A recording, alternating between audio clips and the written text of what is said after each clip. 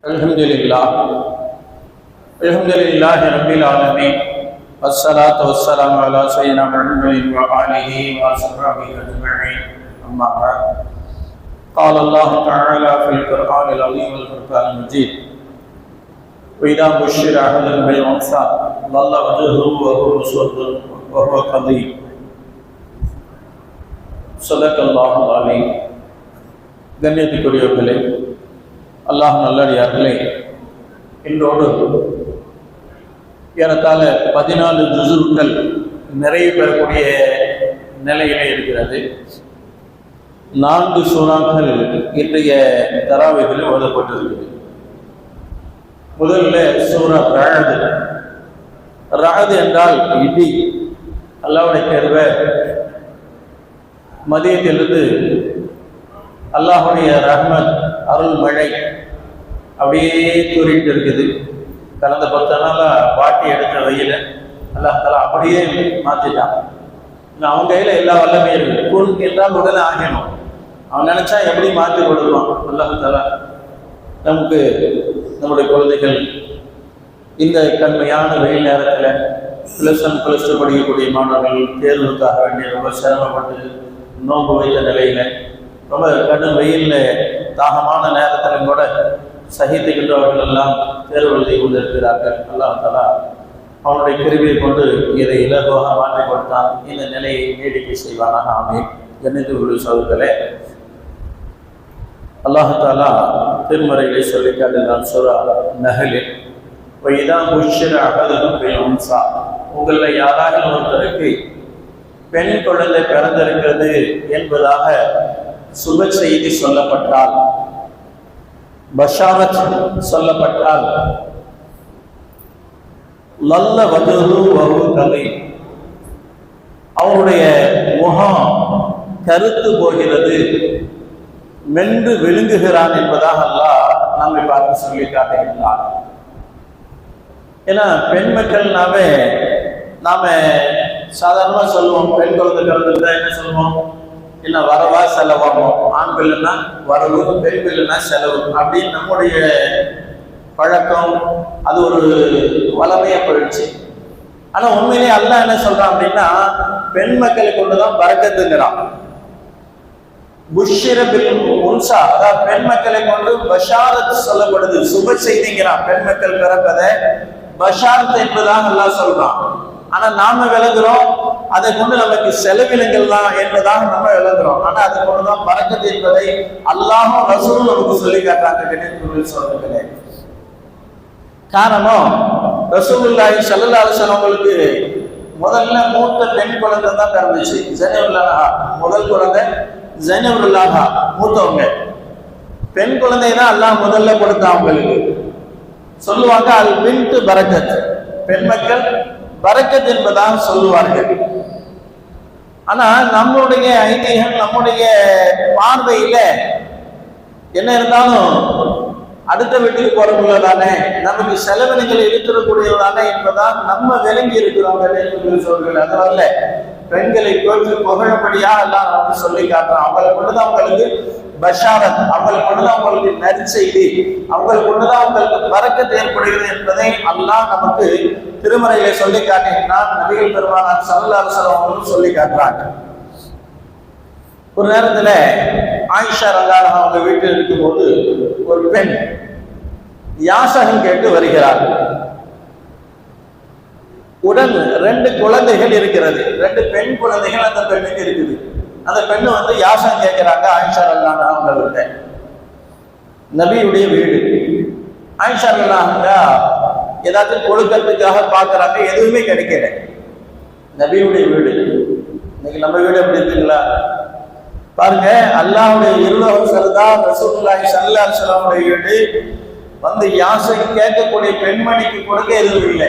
ஆயிஷா ரலியல்லாஹு அப்படியே தேடி பார்த்தாங்க, ஒரே ஒரு பேரித்த பழம் மட்டும் இருந்துச்சு. கிடைச்சோம்னா இப்ப நம்ம ஊருக்கு மாதிரி சின்ன சின்னதெல்லாம் கிடையாது. வெளிநாடு தொடர்பு உங்களுக்கு தெரியும், கொஞ்சம் 50 கிராம் 100 கிராம் இருக்கு, அந்த மாதிரி பெரும் பெரும் பழங்கள். அப்போ ஒரு பேருந்த பழத்தில் தான் இருந்துச்சு. அதெல்லாம் கொண்டு வந்து கொடுத்தாங்க ஆயிஷா ரலியல்லாஹு. வாங்கின அந்த பெண்மணி அதை 2ஆ பிரிச்சு தன்னுடைய 2 குழந்தைக்கும் கொடுத்துட்டு அழைச்சிட்டு போயிட்டாங்க. தான் எதையுமே வாயில போட்டுக்கல, நான் கொஞ்சம் கூட வாயில வச்சு சுவைக்கல. இதுதான் தாய் அன்பு. இதுதான் அல்லாஹ் அவருக்கு கொடுக்கக்கூடிய இரக்கத்தன்மை. தான் பசியா இருந்தாலும் தன் குழந்தைக்கு பால் கொடுத்து அதை காப்பாற்றுவான். எந்த நிலையிலையும் பெற்ற குழந்தைய பற்றி கொடவே மாட்டார் தாய். ஆனா இன்னைக்குதான் பெற்ற மக்கள் தாயை தவிக்க விடுறோம், தாயுடைய அருமையை விளங்காம இருக்கிறோம். ஏன் நான் மட்டும்தான் பிள்ளையா, என்னை மட்டும்தான் பெற்றையா, சின்னவங்க போய் பெற்று ஒரு மாசம் தந்து வீதம் போடுறோம்.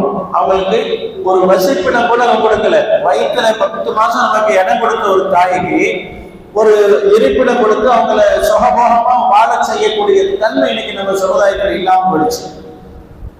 நிறைய ஹோம்கள் திறக்கப்பட்டு போச்சு.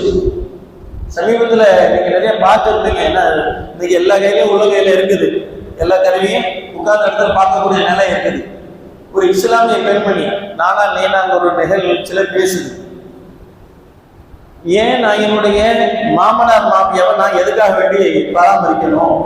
அவங்க எனக்கு இடைஞ்சலு, அவங்க லக்கேஜ், அதை நான் சுமக்க கூடாது, நான் சுமக்க முடியாது, ஹோம் இருக்குது, நான் பராமரிக்கிற மாதிரி அதை கொண்டு விட்டு போறேன், அதுக்கு உள்ள செலவணிகளை கொடுக்க பாருன்னு சொல்லி பகிரங்கமா பேட்டி கொடுக்கக்கூடிய நிகழ்வுகள் இன்னைக்கு நடக்குது. என்ன சோதர்களே, அப்ப இந்த நிகழ்வை பார்த்து ஆயிஷா ரலியல்லாஹு ஆச்சரியப்பட்டு போயிட்டாங்க. என்ன பசியுடைய நேரம் யாசம் கேட்ட பெண்மணி தான் எதையும் சுவைக்கல, தன்னுடைய 2 குழந்தைக்கும் கொடுத்த நிகழ்வை பார்த்துட்டு ஆச்சரியப்பட்டு போய் ரசூலுல்லாஹி ஸல்லல்லாஹு அலைஹி வஸல்லம் வந்தபோது சொன்னாங்க, அல்லாஹ்வுடைய ரசூலே, ஒரு பெண்மணி யாசம் கேட்டு வந்தாங்க, கொடுக்க எதுவுமே இல்லை, தேடி பார்த்தேன், ஒரே ஒரு துண்டு பேரிச்சம்பழம் வந்துச்சு, அதை கொடுத்தேன். தான் தின்னாம தன்னுடைய 2 குழந்தைகள் தான் பிச்சு கொடுத்தது, குழந்தைகள் சாப்பிட்டு எழுந்துச்சு அந்த பெண்மணி போயிட்டாங்க அப்படின்னு ஆச்சரியமா அந்த செய்தியை சொன்னபோது சொன்னாங்க, இது உங்களுக்கு ஒரு சோதனை. இந்த மாதிரி எல்லாம் சில நேரங்களில் சோதனை உண்டாக்கலாம். யார் இந்த மாதிரி பெண் மக்களை பெற்றெடுத்து அவங்களுடைய விஷயத்தில நீதமாக அவர்களுக்கு உண்டான ஹக்குகளை முறையா நிறைவேற்றுறாங்களோ அந்த பெண் மக்கள் உங்களை நரகத்திலிருந்து காப்பாற்றக்கூடிய தடையாக இருப்பாங்க. நரகத்துக்கு போகாம உங்களை தடுத்துருவாங்க. சுவர்க்கத்துக்கு வழிகாட்டக்கூடிய தன்மை அந்த பெண் மக்களுக்கு கொண்டு உண்டாகுங்கிறாங்க. அல்லாஹ் சொல்லுவாங்க. நாம விளங்குறோம், பெண்களை கொண்டு நமக்கு செலவினங்களை தான் இழுத்து விடுவாங்க. நிறைய தேவைகள் தான் அவங்களுக்கு செலவு செய்ய வேண்டிய இருக்கும். பொருளாதாரம், நம்மளுடைய பொருளாதாரம் கொடுத்து அவங்களுக்கு தான் வீணா போகும் அப்படின்னு நம்ம விலகி இருக்கோம் கணினிகள் செலவு. ஆனா ஸல்லல்லாஹு சொன்னாங்க, நரகத்துக்கு உங்களுக்கு திரையா நிற்குங்கிறாங்க பெண் மக்கள். யாரெல்லாம் என்னுடைய தந்தைய நரகத்துக்கு அனுப்பாதே அப்படின்னு வாதாடும் அந்த பெண் மக்கள் என்பதை அல்லாஹ் ரசூல் ஸல்லல்லாஹு அலைஹி வஸல்லம் சொல்லி காட்டுகின்றார்கள். இப்ப உலகியல் வாழ்க்கையில ஆனா நாம மேலோட்டமா பார்க்கும்போது ஏன்னா ஒரு குறிப்பிட்ட காலம் நம்ம கிட்ட இருக்க போது ஒரு 18-20 வயசு வரைக்கும், அதுக்கு பிறகு வெளியில போயிட்டோம். அதுக்கு பிறகு வெளியில போயிட்டாங்க அப்படின்னா அவங்க வெளியில அனுப்பணும், திருமணம் முடிக்கணும், அதுக்கு முன்னாடி பேரு காலம் பார்க்கணும், சடங்கு பார்க்கணும், நிறைய நிலம் இருக்குன்னு நம்ம எல்லாம் முடிவு பண்ணிக்கிறோம். ஆனா மார்க்கம் விலகுவாக்கி இருக்குது, நாம தான் சன்மங்களை உண்டாக்கிக்கிறோம். என்ன சொல்லுங்களே, இப்ப அல்லாஹ் ஸல்லல்லாஹு சொன்னாங்க, பெண் மக்கள் உங்களுக்கு பரக்கத்து என்பதாக சொல்லி காட்டுகிறார்கள். அதே நேரத்தில் இன்னொரு ஹதீஸ்ல சொன்னாங்க, அல்லாஹ் ஸல்லல்லாஹு அலைஹி வஸல்லம், உங்களுடைய பெண் மக்களில் யாராவது வாழ்க்கை இழந்து வருகிறார் உங்களுடைய வீட்டுக்கு, பெற்றோருடைய இடத்துக்கு வராங்க, தன்னுடைய கணவனை இழந்துட்டாங்க அல்லது தலாக் சொல்லப்பட்டுட்டாங்க, ஏதோ நிகழ்வுல ஒரு பெண்மணி தன்னுடைய குடும்பத்தாரத்துல வராங்க அப்படின்னா அவங்களை அரவணைக்கு கொடுக்குறாங்க ஸல்லல்லாஹு அலைஹி வஸல்லம். ஏன்னா உங்களுடைய மக்கள் அவங்க, நீங்க அரவணைக்கலன்னா அப்ப யார் அரவணைக்கிறது?